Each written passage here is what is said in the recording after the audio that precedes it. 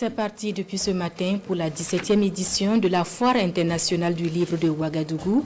À l'occasion, nous vous ouvrons les portes de quelques maisons d'édition, ces structures chargées de la production et de la diffusion des livres, des métiers de l'ombre appelés à faire une mue poussée par la révolution numérique en cours.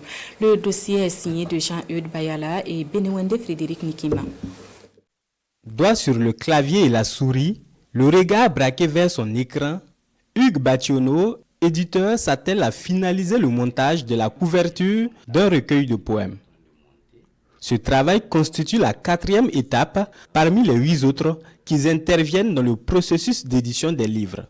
Nous sommes à Hector Adams, une maison d'édition spécialisée dans la littérature enfantine et de jeunesse. Un éditeur dans la chaîne du livre peut être comparé à un chef d'orchestre parce que quand l'auteur il vous amène son écrit, il faut bien quelqu'un qui puisse déterminer le format, le type de mise en page à faire, la qualité du support d'impression, les règles et les normes que le livre doit suivre afin que ce document puisse être vendable. La maison d'édition est donc une entité qui regroupe autant d'acteurs indispensables dans la conception de tout ouvrage littéraire.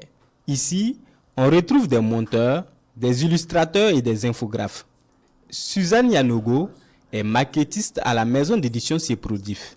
Elle intègre des corrections sur ce document de mathématiques.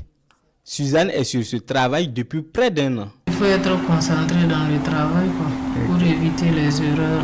Il a retourné à l'auteur, il a renvoyé des corrections encore au niveau du Word. J'ai corrigé avant de faire la mise en page maintenant avec Express. C'est ça qui est revenu maintenant. Autre difficulté soulignée par les acteurs, le manque d'engouement pour les livres. À cela s'ajoute la non-compréhension du métier d'éditeur. Tout fonctionne bien quand il y a des recettes suffisantes. Bon, le livre n'est pas très prisé comme ça par les Burkinabés. Bon, il y a certainement des choses qui sont beaucoup plus prisées, mais pour le livre, ce n'est pas toujours évident. Donc, il faut avoir un bon circuit de distribution.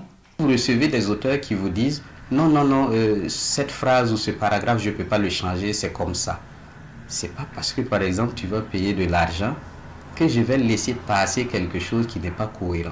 L'éditeur a pour rôle aussi d'être un filtre. Face aux enjeux du moment, certains éditeurs optent pour le numérique.